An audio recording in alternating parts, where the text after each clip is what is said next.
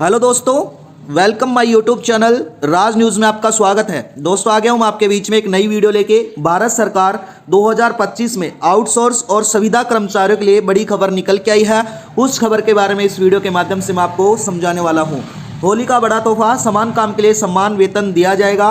मार्च 2025 से आउटसोर्स कर्मचारी और संविदा कर्मचारियों की सैलरी प्रति माह कितनी कर दी गई है? 18,000 रुपये कर दी गई है। नियमित रोजगार का नियम भी लागू किया गया है, नियमित रोजगार भी दिया जाएगा।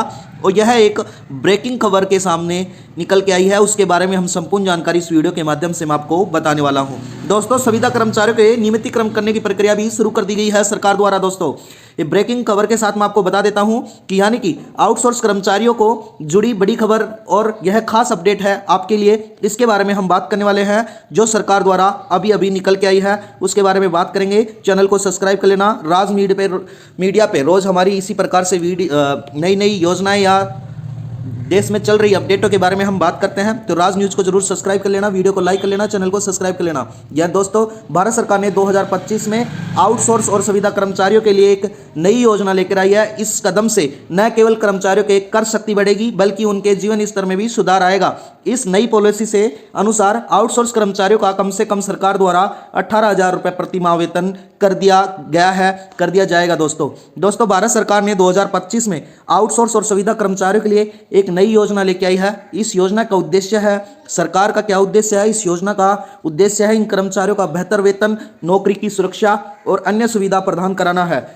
इस नीति के तहत आउटसोर्स कर्मचारियों की सैलरी कम से कम 15% से और ज़्यादा से ज़्यादा 30% तक वृद्धि की जाएगी। इस वृद्धि के अनुसार अनुभव, कौशल और जो प्रदर्शन है उसके आधार पर बढ़ाई जाएगी, यानी कि 15 से 30% के बीच बढ़ाई जाएगी।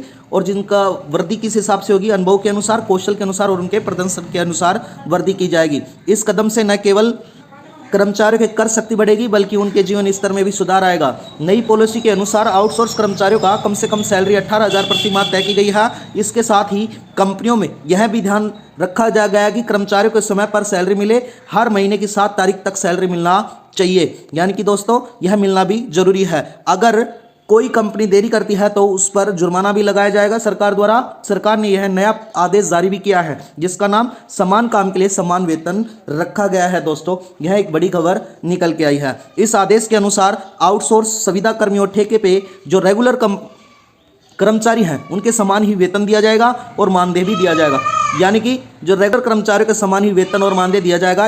यह नई पॉलिसी विभिन्न क्षेत्रों में कार्यरत आउटसोर्स कर्मचारियों का एक नई उम्मीद लेके आएगी, जिससे आईटी सेक्टर और कॉल सेक्टर, डेटा सेक्टर और अन्य सेवा क्षेत्रों में काम कर रहे शामिल लोगों के लिए बड़ी ही खबर निकल के आएगी। दोस्तों, सरकार ने यह फैसला न केवल कर्मचारियों के हित में लिया है, बल्कि देश के अर्थव्यवस्था है उसको मजबूत करने में महत्वपूर्ण भूमिका निभाएगी। यह नियम पूरे भारत में लागू होगा और सरकार की इस नीतियों से राज्य और इसके तरीकों में लागू किए गए कदम भी उठाए जाएंगे। दोस्तों, आगे मैं आपको बता देता हूं सरकार द्वारा समान वेतन और मानदेय क्या है, नए आदेश क्या जारी किए गए हैं, उनके बारे में हम इस वीडियो के माध्यम से आपको समझाने वाले हैं। वीडियो में बने रहना, चैनल को सब्सक्राइब जरूर कर लेना, जो आगे आने वाली वीडियो को अपडेट आपको मिलती रहे। सरकार ने समान काम के लिए समान वेतन का एक नया आदेश जारी किया गया है। इस आदेश के अनुसार आउटसोर्स और संविदा कर्मी, ठेका कर्मचारियों को रेगुलर कर्मचारियों के समान ही वेतन मिलेगा।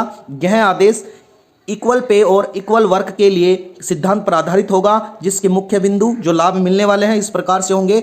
जिससे समान कार्य के लिए समान वेतन मिलेगा, यानी कि अब कर्मचारियों को एक ही तरह के काम के लिए बराबर सैलरी मिलेगी, चाहे वो आउटसोर्स हो या रेगुलर हो। दोस्तों, इसी प्रकार से सामाजिक सुरक्षाओं में लाभ विस्तार, यानी कि कर्मचारियों का पीएफ, ईएसआई जैसे फायदे भी मिलेंगे, जो पहले सिर्फ रेगुलर कर्मचारियों को ही दिए जाते थे, अब वो आउटसोर्स कर्मचारियों को भी मिलने वाले हैं। और काम के घंटों में समानता, यानी कि अब इस नई पॉलिसी के अनुसार या नए योजना के अनुसार कर्मचारियों को काम करने के घंटे जैसे होंगे, किसी से भी ज़्यादा काम नहीं करवाया जाएगा, यानी कि और छुट्टियां और अवकाश का समान अधिकार, यानी कि अब सभी कर्मचारियों को बराबर छुट्टियां मिलेगी ताकि वो अपने परिवार के साथ समय बिता सके। यानी कि जो रेगुलर कर्मचारी हैं उनके समान ही आउटसोर्स संविदा कर्मी, ठेका कर्मचारियों को भी छुट्टियां मिलेंगी। दोस्तों, यह आदेश न केवल सरकार के क्षेत्र में लागू होगा, बल्कि प्राइवेट कंपनियों को भी इसका मानना होगा, जिसके लिए लाखों कर्मचारियों को फायदा होगा और उनके जीवन स्तर भी सुधरेगा। दोस्तों, आगे मैं बता देता हूं, सैलरी में वृद्धि आर्थिक सशक्तिकरण का मार्ग है। यानी कि सैलरी वृद्धि में सरकार ने क्या किया है, कौन सी नीति लागू की है उसके बारे में मैं आपको बता देता हूं इस वीडियो के माध्यम से। यानी कि इस नीति में तहत आउटसोर्स कर्मचारियों की सैलरी में कम से कम 15% से ज़्यादा 30% तक वृद्धि होगी। यह वृद्धि कर्मचारियों के अनुभव, कौशल एवं प्रदर्शन के आधार पर तय की जाएगी। उसके आगे मैं आपको बता देता हूं, इस कदम से न केवल कर्मचारियों की कर शक्ति बढ़ेगी बल्कि उनके जीवन स्तर में भी सुधार आएगा, जिससे सरकार का मानना है कि जब कर्मचारियों की अच्छी सैलरी मिलेगी तो वह और भी मन लगाकर काम करेंगे, जिससे देश की तरक्की होगी और सैलरी वृद्धि के मुख्य बिंदु इस प्रकार से होने वाले हैं दोस्तों। यानी कि बेसिक सैलरी में 15% का न्यूनतम वृद्धि की जाएगी दोस्तों। जितने भी कर्मचारी हैं उनकी 15% वृद्धि की जाएगी 2025 से। प्रदर्शन आधारित बोनस यानी कि उनकी बोनस की व्यवस्था भी रखी जाएगी। वार्षिक जो इंक्रीमेंट है उसकी गारंटी रखी जाएगी सरकार द्वारा। ओवर टाइम के भत्ते में भी वृद्धि की जाएगी दोस्तों। यह सैलरी वृद्धि कर्मचारियों के अपने परिवार के लिए बेहतर जीवन प्रदान कराने में मदद करेगी, साथ ही इसके अपने भविष्य के लिए बचत करने एवं निर्देश रखने का अवसर भी प्रदान होगा, जिससे वह अपने बच्चों को अच्छी शिक्षा दे पाएंगे और अपने परिवार का बेहतर स्वास्थ्य सुविधा भी उपलब्ध करवा पाएंगे दोस्तों। परमानेंट जॉब पॉलिसी मैंने बताया था नियमित, उसके लिए क्या किया गया है सरकार ने, नई नीति का एक कदम है, एक महत्वपूर्ण पहलू है।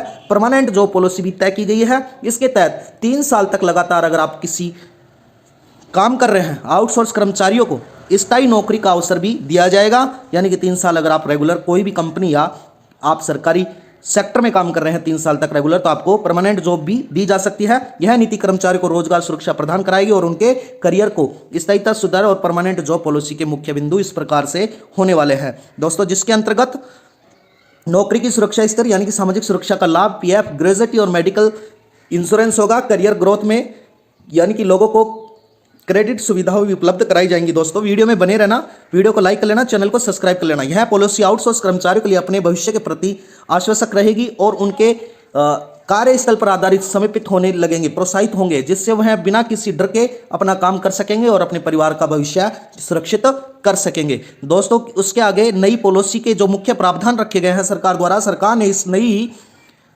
ध्यान रखते हुए इस नई पॉलिसी में जिससे आउटसोर्स कर्मचारियों को जो फायदे मिलने वाले हैं उनके बारे में मैं आपको बता देता हूं। यानी कि न्यूनतम वेतन और समय पर वेतन इस प्रकार से होगा। नई पॉलिसी के तहत आउटसोर्स कर्मचारियों का कम से कम 18,000 प्रतिमाह तय किया गया है। यह बहुत ही अच्छी बात है, क्योंकि इस पहले कई कर्मचारियों को इसमें कम पैसे मिलते थे, जो अब सभी को समान सैलरी मिलने वाली है। इसके साथ ही यानी कि यह भी सरकार ने तय किया गया है नई पॉलिसी के अनुसार, कंपनियों को भी यह भी ध्यान रखना होगा कि कर्मचारियों को समय पर सैलरी मिले और हर महीने की 7 तारीख तक सैलरी मिलना चाहिए। अगर कोई कंपनी देरी करती है तो उस पर सरकार द्वारा जुर्माना भी लगाया जाएगा दोस्तों। इसके बारे में मैं संपूर्ण जानकारी आपको बता पाया हूं। वीडियो में बनने के लिए धन्यवाद। चैनल को सब्सक्राइब कर लेना, वीडियो को लाइक कर लेना। हमारी इसी प्रकार से रोज नई अपडेट आपको बताई जाती है। धन्यवाद दोस्तों।